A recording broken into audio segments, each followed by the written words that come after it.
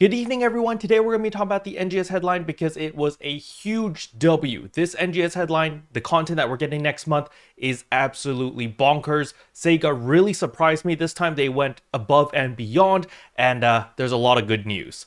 But before we jump into all of that, if you're new to the channel, I upload NGS content daily, so if you do play this game, I would really appreciate a subscribe, as it really helps out the channel.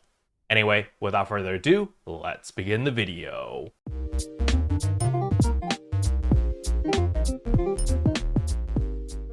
Alright, so the very first thing I want to go over is, of course, the news story. I believe most of us expected this to happen. However, what I was not expecting was the new area to actually be playable. So not only do we get to visit the new area, it's going to be called the Nameless City, but on top of that, it's actually going to be a playable field. So as we can see right here on this slide, it says new quest, Nameless City Exploration. So yes, it is an exploration field, so it does support up to 32 players. Now the thing about this game mode is it's a quest type, so there is a time limit and it does end and reset. However, you don't need to go through matchmaking. You don't need to queue up and wait for 32 players. It's literally like a regular exploration zone where you can just jump in whenever you want, and when you want to leave, you can leave whenever you want. Now, what makes this zone so special is you actually get exploration points for killing enemies as well as collecting valuables around the map. So it really depends on how you want to play. I believe there's probably going to be two different playstyles.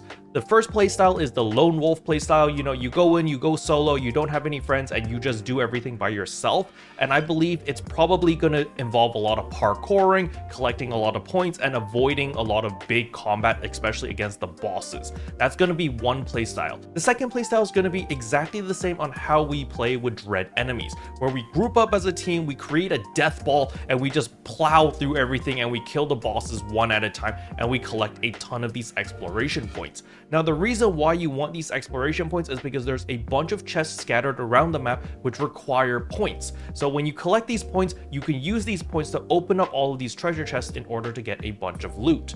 Now, what makes this game mode so interesting is the more points you have, the more you have to lose. Because if you die at any time, you lose half of whatever you currently have. So it's really important to try to stay alive and have like a balanced build of some sort in order to farm up a ton of points in order to open a bunch of boxes. Or you can do what Sega recommends, and that is whenever you have enough points to open a box, you immediately go open a chest, so that way you constantly spend your points so that you're never at risk of losing a large amount of points. This kind of reminds me of Hell Tides in Diablo 4, where you're just killing tons and tons of enemies, you're racking up all of these points, you're using these points, or in Diablo's case, blood shards, in order to open all of these chests in order to get a lot of valuable loot. So I think this is kind of the same concept, except there is a timer on the top right. So as we can see in the footage over here on the top right, there is this little timer that is ticking down. So even though you can join the exploration zone whenever you want and you can leave whenever you want, there's no queuing involved, but when this timer runs out, the entire field resets and the entire exploration zone just hard resets, and everyone spawns together at like a spawn point or something,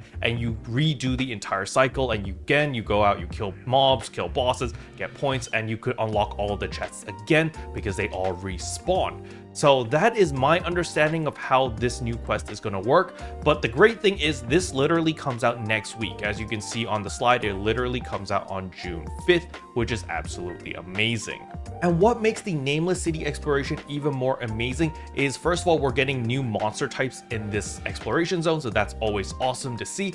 But more importantly, we can also farm for the new 11-star rarity weapons, which are also sellable. You can sell these on the market, and they are a lot easier to obtain than your Wingguard weapons. But on top of that, even if you already have a Wingguard weapon, you might want to farm for these weapons because of these new EX augments. And the reason why these EX augments are interesting is because of its stats. As you can see right here, this is the EX Risky Stance PP. It gives you 4.5% all potency, 2% potency floor increase, PP plus 25, as well as a 30% chance to recover 10 PP when hit by an attack. And there's a 5-second cooldown for that, but there's also a 10% chance of 1 damage to yourself every 10 seconds. So this is really interesting. You know, it's kind of a high risk, high reward, except that it's not really any risk. You take 1 damage every 10 seconds. Is that really that bad? Considering that most players have more than 900 HP. So I just see this as a huge win. You know, this is huge buffs across the board. Really, really powerful augment. However, there are over 20 different EX augments being introduced in this update. So that is absolutely insane. As we can see right here, this one is the EX Tech Arms PP Suppress R. Again, gives us 4.5% all potency, gives us 2% potency floor increase, gives us all down resistance plus 5, PP consumption minus 15% when using a different PA or technique. This one has no downsides. It's so powerful. And the last EX augment that they showcased over here is EX Just Frame Counter R. Potency plus 4.5%, potency floor increased by 2%, all down resistance plus 5%. Sidestep counter occurs when you perform a normal attack after you break fall, a launch, or knockback. So this augment seems to be specifically tailored for the Braver class, because with the Braver we have the break fall. So basically when you get knocked back, you immediately press the jump key and you get back up and you recover a little bit of HP. But on top of that, if you have this augment, if you normal attack right after you get back up, you do a sidestep counter. So it's really interesting that some of these EX augments are going to enhance specific playstyles as well as specific classes. So I'm super excited to see all 20 or so of these new EX augments. Now, unfortunately, they only showed these 3 during the NGS headline, but they did mention that there are over 20 EX augments. And so that is going to be a huge incentive on why we will be farming for these 11-star rarity weapons, even if you already have a Wingguard that is fully maxed out. And the reason for this is because the Augment Transfer system is also coming next week. It's just crazy. You know, Sega really exceeded my expectations and they're just giving everything on the first week. They're super front loaded, and I'm very happy to see that Augment Transfer passes are so much nicer. As you can see in the screenshot right here, this player is transferring 6 augments from their Zover weapon onto their Wingguard sword. And it's only going to cost 1 N Augment Transfer Pass as well as 10,000 Meseta. That's it. That's all it's going to cost. It does not get more expensive if you want to transfer more augments. It's simply all of the augments get transferred. That's it. Super simple, and it's only going to cost you 1 N Augment Transfer Pass. Now, before you guys get too excited, there are some limitations. So for example, if I want to transfer augments from my weapon, I can only transfer it to another weapon, and the same with armors. So armor augments to armors, weapon augments to weapons. That is the first limitation. The second limitation is it will transfer all augments from the material item onto the base item. So let's use the example over here where they have Gladiosol, Hal Finale, Gigas Maste, High Ale Domina, Mastery 4, as well as the XD Def Parfait. Let's say, for example, we don't want to transfer the XD Def Parfait, but we want to transfer all of the other augments. You cannot do that. It's simply going to transfer all of the augments over to the new weapon. All right, so just understand that that is how it works. But luckily for us, it does not destroy the material item. So let's say, for example, later down the line, we get a 13-star weapon. I want to transfer my augments from my Wingguard weapon onto this new 13-star rarity weapon. I can do so and I will still keep my Wingguard weapon. It's simply taking all the augments out of my Wingguard weapon and placing it into the new weapon, alright? So I'll still be able to keep my Wingguard weapon with its super high Fixa level 5 Fatale. That's still gonna remain intact. The only thing that will be gone is going to be all of my augments. The augments that I originally placed on my Wingguard weapon are suddenly gone. You know, it's just going to be an empty weapon, but at least I keep the weapon and I keep the Fixa and all of the stuff that I invested. So that is super nice about the Augment Transfer system. Now, some of you guys may be looking on the right side of the slide and going like, okay, what about the EX augments? So there are 2 different features when augment transferring. You can transfer all of your augments to a new piece of gear. That's very straightforward. Or you can transfer only EX augments, because EX augments seem to be their own special little category, but I don't know if the EX augments are going to take an augment slot on your weapon or your armor or not. This was not clarified, and so we're going to need to wait for next week in order to see this. Personally, I think it will take a regular slot. So currently we have 6 augment slots, but starting from next week we will have 7, so an additional slot. And I think that the EX Augment will take one of those slots if you decide to use any of them. But nevertheless, there will be two different options. You can transfer all of your augments, or you can transfer just the EX augments. Now I know the big question a lot of players are going to have is, okay Kero, where do I get the N Augment Transfer Pass? This sounds amazing. I want to be able to farm a ton of these passes and transfer all of my augments into my new shiny gear. Well, from what Sega has told us, we can earn these N Augment Transfer Passes, or at least fragments of them, in order to combine them to make a full pass by completing a ton of titles as well as events and different campaigns. So I think that is probably going to be the main way to get it. It's going to be very similar to how we obtain N Master Cubes at the very beginning. You know, there's going to be like N Master Fragments, you collected those, you smash them together into the N Master Cubes, stuff like that. Maybe they might show up in the treasure shop as well, but I think a lot of it is going to be revolving around the new Nameless City, because that is the new game mode and they really want to encourage players to go there. Now the next thing I want to talk about is our level cap is being increased to 90, and this also kicks in next week. It's absolutely bonkers how many new things we are getting next week. But on top of that, our equipment enhancement cap has been increased to plus 90. So hopefully you guys have collected all of your golden prim swords as well as golden prim armors and enhanced them as fodder, so that when our equipment enhancement cap increases to 90, you can immediately max it out and unlock the 7th augment slot. Once you've unlocked that, you can put another augment in there and increase our potency even further. So this is really nice. I'm super happy to see this. Next week is gonna be absolutely bonkers. There's so much content to do that I don't even think I have time to keep up with any of my gacha games. I literally think I'm just gonna be living in NGS like 24/7. But it doesn't end there. Remember the fighter changes? That is also coming next week. So they've adjusted the potency as well as added some action behaviors for the fighter, as well as additional new class skills, and they significantly updated the effects as well. Well, it just so happens that next week's ARC's records also revolves around fighter. So you do need to play as the fighter in Fleeting Flight Rank 2. That's next week's ARC's records.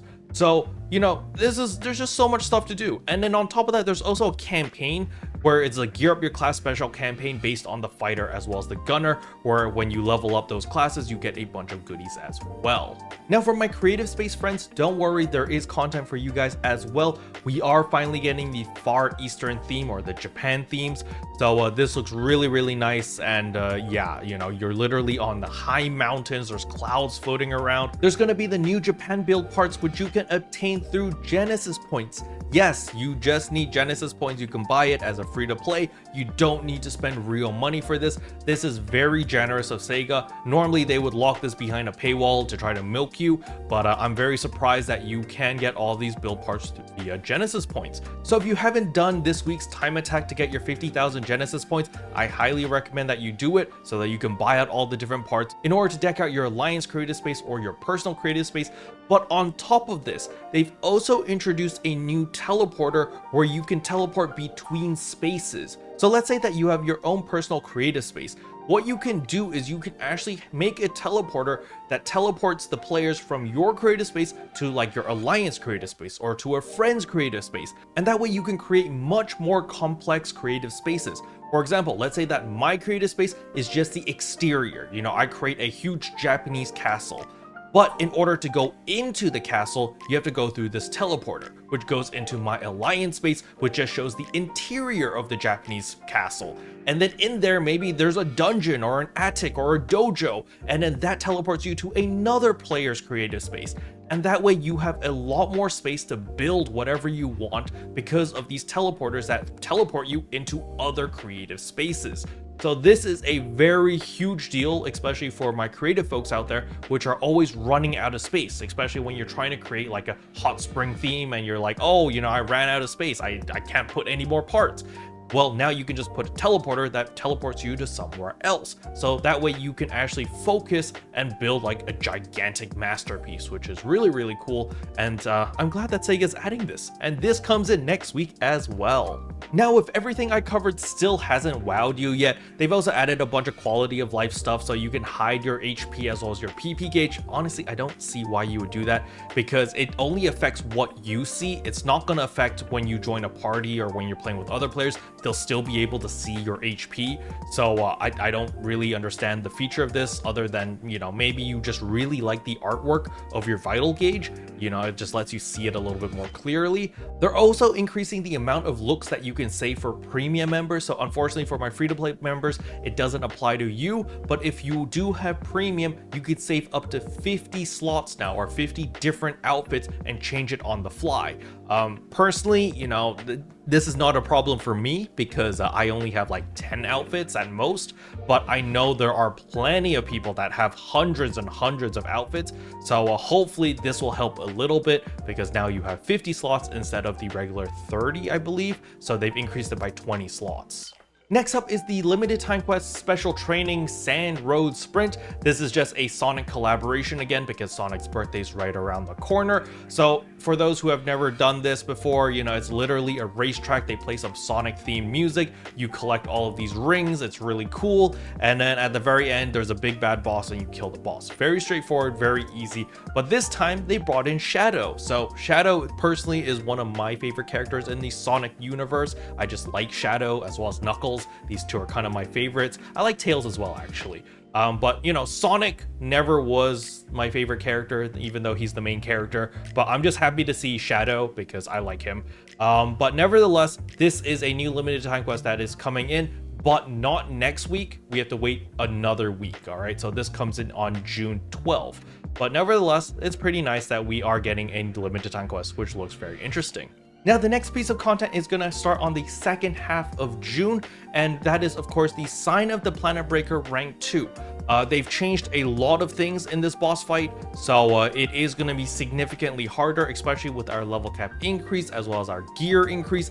You know, I'm expecting the battle power requirement for this to be relatively high, and I think the boss is going to hit really, really hard and just going to have a lot of unavoidable damage and type of one-shot type of stuff. So this is going to be a very interesting boss fight. I'm definitely going to be trying this, and I wouldn't be surprised if there is some title rewards tied to this that rewards you with those end augment transfer passes. So this is definitely something that I'm excited for, that I will be trying out. But for the average player, this is not content for you. This is definitely for the super tryhards, as well as the super sweaty endgame players, or players who just play a lot. All right, this is not content for the normal player. Now, on top of that, they are also bringing back the SG support item select, so you can spend your hard-earned star gems in order to get all of these protections again if you want. This was how I was able to get a lot of my Fixa protections in order to get my Fixa 5 wing guard, but just understand that it does cost a lot of star gems. Next up, I want to talk about the Code Geass collaboration. Everyone's been excited for this. I'm super excited for this. I am glad to see that the Code Geass collaboration looks absolutely amazing. So we will get outfits for Lelouch, Cece, Suzaku, as well as Kallen. But the thing that has me most excited is we actually get the Geass eye itself for Lelouch. So, you know, for those who really like the design of the Geass, you can actually get that for your eye design. So that's really nice. But something that I know a lot of people were waiting for or hoping for was, of course, the Nightmare models. Now, unfortunately, they're not giving us the Nightmare parts for our cosmetic looks for our characters, but they are giving Mag Forms models off the Nightmares, which is still pretty cute. So as we can see right here, these three right here are all the different Nightmare models, which is pretty nice. However, there are weapons that are based off some of the Nightmare weapons, which look absolutely bonkers. So I am super excited about the weapons themselves, because some of these weapons just look so fantastic.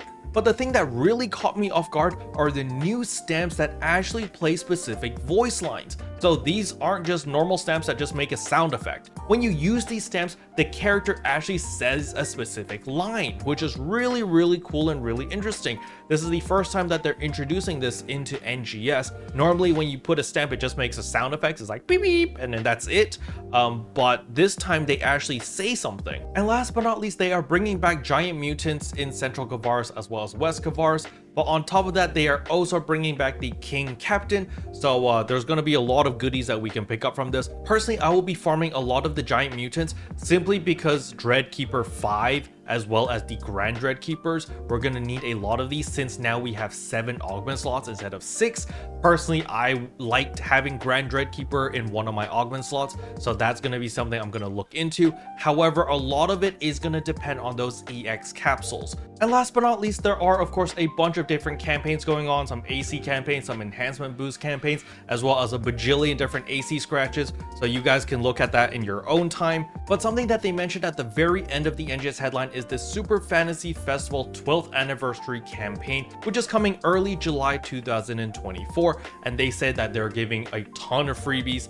I am fully expecting this to be like another insane event with a ton of goodies, ton of freebies and stuff like that. So even though this month is already super jam-packed, I'm also looking forward to next month as well. Special thanks to all the members for supporting the channel. It really means a lot to me. Thank you again.